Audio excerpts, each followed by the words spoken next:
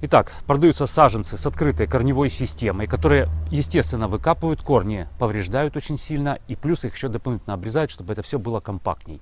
Листья при этом на деревьях еще зеленые. Я говорю сейчас про Украину. Я не знаю, что происходит в более северных регионах, в восточных регионах, в западных регионах. Я имею в виду Украину. Листья зеленые. Соответственно, они еще живые, они еще крепко сидят, и они еще, самое главное, работают. Чем занимается лист? Он поглощает солнечный свет, внутри него происходит фотосинтез, синтезируются необходимые растению вещества, которые поступают в ствол, которые поступают в корень. Растение живет и развивается, вынашивает урожай в том числе. Вот сейчас, когда мы урожай сняли, вот эти листья вырабатывают вещества, которые нужны растению для хорошей зимовки, чтобы оно ни в коем случае не вымерзло, не повредилось морозами, оттепелями какими-то, чтобы оно хорошо перезимовало. Но есть у листьев и еще одна функция, про которую, к сожалению, часто забывают. Именно через них растение испаряет влагу. Через них и через кору в том числе. Вот у нас сейчас конец сентября. Температуры у нас еще достаточно высокие днем, порядка 20 градусов. При такой высокой температуре испарение влаги достаточно большое. Вот вы купили саженец с обрубленной корневой системой, с зелеными работающими листьями и посадили его. Что произойдет? Сколько вы его не поливаете, впитывать влагу он будет слабо, корешков нет. А испарять будет достаточно сильно. Да, продавец наверняка вам посоветует обрезать его полностью, чтобы вот этого самого испарения не было, чтобы саженец лучше приживался. Но, обрезая вот ветки с живыми листьями, фактически вы лишаете возможность этот саженец накапливать вот эти полезные вещества, благодаря которым он хорошо перезимует. Вероятность прижиться у такого саженца очень низкая. Да, конечно, в хороших руках всего можно добиться. Но если вы вот садовод, скажем так, без опыта, скорее всего, большая часть таких саженцев у вас не перезимует. Ну хорошо, а когда же покупать эти самые саженцы?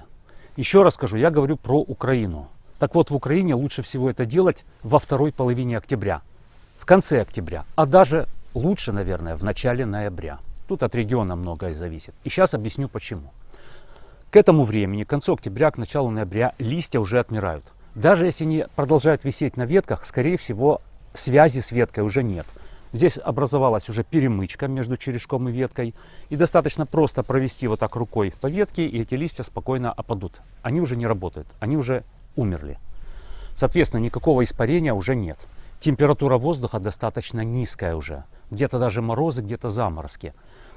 Выпадает огромное количество осадков. Дожди, где-то снега, уже влажность повышенная. Соответственно, даже то, что испаряется через кору, та влага, во влажном воздухе фактически испарения уже не происходит. Зато в почве создаются в этот момент идеальные условия для развития корневой системы. А что такое идеальные условия? Это когда температура почвы от плюс 8 до плюс 10 градусов. Это идеальный вариант, оптимальный. На самом деле он более широкий диапазон. От плюс 5 градусов до плюс 15. Вот это идеальные условия для развития корневой системы. И как раз в конце октября, в начале ноября почва у нас тут приблизительно такую температуру имеет. И вот вы посадили саженец, как повторюсь в очередной раз, в конце октября, в начале ноября. Верхняя часть, надземная часть уже спит, она в состоянии покоя, а нижняя часть, корневая система, начинает как раз хорошо развиваться, что, собственно, нам и нужно для хорошей приживаемости саженца.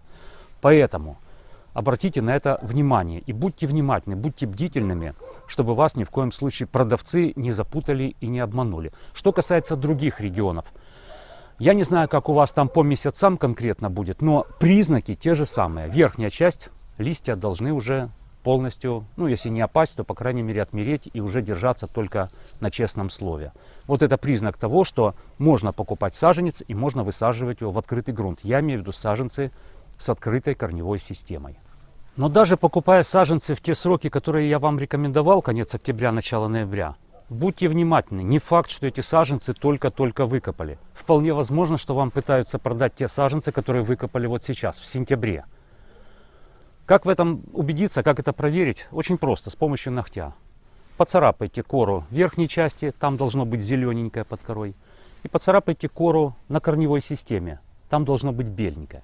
Если же темное коричневое наверху и темное коричневое внизу на корнях, скорее всего, саженец уже засох, и толку, естественно, от него никакого не будет. Если, конечно, вам дадут это сделать. Но, если вам не разрешают царапать, если ругаются, что вы тут царапаете, благодарите Бога, что вас вас избавили от совершить эту ошибку. Скорее всего, саженец уже засохший, плохой. И продавец таким образом фактически в этом вам признается. Идите в другое место и ищите другие саженцы. Повторюсь, я сказал, что все это подходит для саженцев с открытой корневой системой. Для саженцев с закрытой корневой системой, контейнерных так называемых, вот сейчас великолепное время для их посадки. У нас уже прошли дожди, температура уже не такая сильная, корневая система при правильной посадке, конечно, не нарушается. Фактически саженец с закрытой корневой системой не замечает вот этой пересадки из контейнера в открытый грунт. Конечно, тоже какой-то уход первое время понадобится, регулярные поливы. Нужно подготовить заранее посадочную яму, чтобы земля там осела. Наполнить ее всеми необходимыми элементами, удобрениями, если нужно. Но об этом я снимал видео. У меня на сегодня все. Удачных вам покупок и, главное, хорошей приживаемости этих самых саженцев. Всего доброго.